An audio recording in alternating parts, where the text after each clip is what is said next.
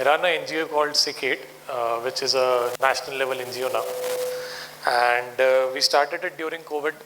आप कोई भी चीज़ अगर शुरू करते हो पहले में आपको डिफ़िकल्टीज़ आती है, तो मैंने भी काफ़ी डिफ़िकल्टीज़ फेस की, क्योंकि एक तो यंगस्टर, जब मैंने शुरू किया मैं 21-22 साल का था, एंड लोग एक्चुअली में सेवा करना चाहते हैं, that is very tough.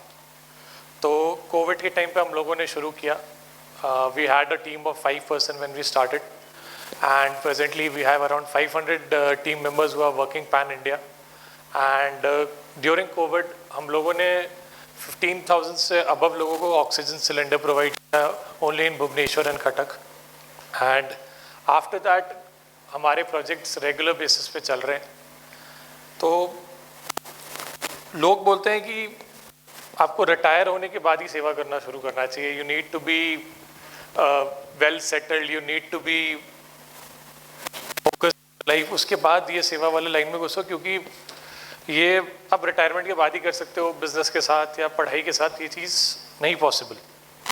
But मेरे को लगता है सेवा करने के लिए आपकी कोई एज मैटर नहीं करती, आपको कोई धर्म मैटर नहीं करता, आपको कोई रिलीजन मैटर नहीं करता।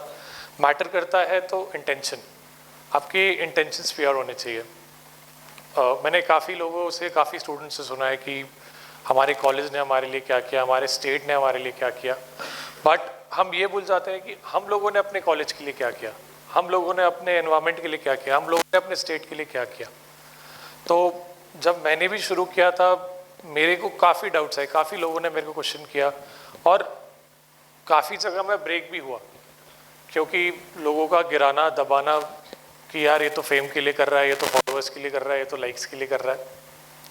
तो तब मेरे पापा ने एक बात बोली थी कि जब तक आप टूटोगे नहीं ना, तब तक आप। तो काफ़ी चीज़ें ऐसे हुई जब मैं टूटा और मैं फिर स्टैंड हुआ। तो एट प्रेजेंट हम लोग एजुकेशन एड पे काम कर रहे हैं, जिसमें हम लोग रूरल एरियाज़ में बच्चों को जाके पढ़ाते हैं। अराउंड 15 विलेजेस है जहाँ हम लोग बच्चों को एजुकेट कर रहे हैं, उनको स्टेशनरीज प्रोवाइड कर रहे हैं, उनके रेगुलर ट्यूशन्स करा रहे हैं, सो दैट उनके आगे आने वाला जनरेशन, क्योंकि एजुकेशन मैटर करता है। आप अगर आज बच्चों को एजुकेशन दोगे ना, तो वो आगे जाके किसी से मांगेंगे नहीं, किसी से भीख नहीं मांगेंगे या किसी पर डिपेंड नहीं रहेंगे। वो लोग अपना आगे जनरेशन को भी एजुकेट कर पाएंगे, उनको पता चलेगा कि एजुकेशन का वैल्यू क्या है। तो एजुकेशन एड पे काम कर रहे हैं, सैनिटरी पैड्स हम डिस्ट्रीब्यूट कर रहे हैं। रूरल एरियाज़ में नॉलेज नहीं है सैनिटरी के बारे में, तो हम लोगों ने वो चीज़ शुरू किया है।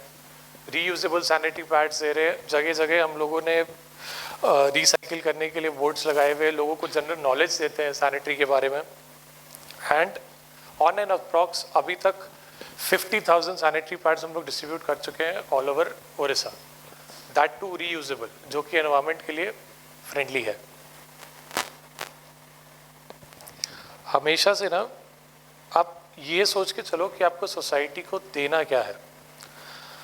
हम मोटिवेशनल स्पीचेस सुनते हैं कि हार्ड वर्क करो, हार्ड वर्क करो, लेकिन उसके साथ साथ हम ये भूल जाते हैं कि हम लोग को ह्यूमैनिटेरियन चीज़ भी चाहिए, हम लोग को ब्लेसिंग्स भी चाहिए। सिर्फ हार्ड वर्क से आप अचीव नहीं कर सकते सब चीज़।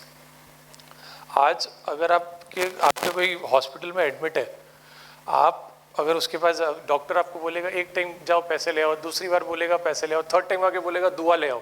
अगर आपने दुआ कभी कमाई ही नहीं होगी तो आप वो दुआ लाएंगे कहाँ से? अगर आप लोगों के ख़राब वक्त पे या टफ टाइम पे खड़े ही नहीं हुए होंगे तो आप लोगों को हेल्प कैसे करेंगे? आपको हेल्प कौन क्यों करेगा?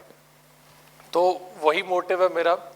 क्योंकि मेरे को लगता है कि आपका कर्म ही आपका सब कुछ है। विदाउट कर्म आप जितने भी मेहनत कर लो, जितना भी कुछ कर लो, अगर आपके इंटेंशंस प्योर नहीं है, आपके कर्म अच्छे नहीं है, तो मेरे को नहीं लगता कि आप लाइफ में कुछ बन पाओगे। और हमेशा एक चीज़ याद रखना कि आपके माँ बाप आपके सब कुछ है। जब मैंने भी शुरू में को थोड़ा फेम मिला, जब मैं सेवा का काम कर रहा था, लोगों ने रिकॉग्नाइज़ किया, तो कहीं ना कहीं मेरे को ना ऐसा आ गया कि नहीं, मेरे पेरेंट्स समझते नहीं है। मैं एक फैशन ब्रांड भी रन करता हूँ, तो मैं उसको छोड़ के भागता था कि नहीं, मेरे को सेवा करना है। अगर मेरे पेरेंट्स कुछ बोलते थे मेरे को तो मैं उन पर चिल्लाता था, उनको रूडली बात करता था। लेकिन मेरे को एक चीज़ समझ आया कि और कोई अपना नहीं है। अगर मैं कॉलेज में सोचता था कि मैं 200-300 दोस्तों का ग्रुप बना लूँ, लेकिन मेरे ख़राब टाइम में तो मेरे साथ कोई नहीं खड़ा हुआ। जब मेरे पे डिफ़िकल्टी आएगी 1 या 2 बंदे ही खड़े हैं मेरे साथ, वरना और कोई नहीं है। तो वैसा फ्रेंड सर्कल बड़ा बना के क्या फ़ायदा। तो अपने माँ बाप को हम लोग इज़्ज़त दे, प्यार दे, क्योंकि अभी भी हम लोगों को बचपन में याद होगा हमारे पेरेंट्स हमारा बचपन में कितना ख्याल रखते थे। वो ध्यान रखते थे कि हम कोई बोर्ड का स्विच ना छू ले, कहीं गिर ना जाए, कुछ कर ना ले, कुछ दिक्कत ना हो जाए। तो एज हम बड़े तो हम उनकी रिस्पॉन्सिबिलिटी क्यों नहीं ले सकते। हमारी भी ड्यूटी बनती है कि हम उनके लिए कुछ करें और उनके साथ रहें। सबसे ज़्यादा इम्पोर्टेंट है वो। माँ बाप के बाद मेरे को तो लगता है कि भगवान, अगर कोई जो जिनके साथ हम रह सकते हैं, हमारे भगवान हमारे माँ बाप ही है। उसके बाद जो रियल गॉड जिसको हम लोग बोलते हैं कि हाँ जो ऊपर वाला है, तो उस पर भरोसा होना बहुत ज़रूरी है। क्योंकि मैं एक स्टोरी पढ़ रहा था कि एक बच्चे का बाप होता है, बहुत ट्राई करता है अपने बच्चे को सुधारने का, बहुत बदमाश होता है छोटे में। तो उसने क्या किया, उसने उसके पैर बांध के उसको कुआं में लटका दिया कि तू इतने बदमाशी करता है, बदमाशी बोला नहीं वहाँ करूँगा। फिर उसने पूछा कि बदमाशी करेगा, बोला हाँ करूँगा। तो उसके पापा ने उसको ढील और थोड़ा छोड़ी कि और नीचे जाए, फिर भी वो नहीं डरा। तो जब उसने बाहर निकाला अपने बेटे को, बोला यार मैं तेरे को इतने पानी में डालने की कोशिश कर रहा हूँ, इतना डरा रहा हूँ, तू डर क्यों नहीं रहा। उसने कहा कि मेरे को पता है कि मेरा डोर मेरे बाप के हाथ में है। तो सेम चीज़ विद गॉड। अगर आप अपने आप को गॉड को ये सौंप देना अपना रोप, तो आप कभी भी गिरेंगे नहीं। He is always there with you. वो हो सकता है आप प्रॉब्लम में आए, लेकिन कहीं ना कहीं वो चीज़ वो आपको निकाल देंगे, क्योंकि वो आपके साथ है। एंड लाइफ में अच्छे कर्म करो, क्योंकि आप ये सोच के चलो कि अगर आप किसी के काम नहीं आए तो आपके काम कौन आएगा, चाहे वो कोई भी वे में हो, एवरीथिंग।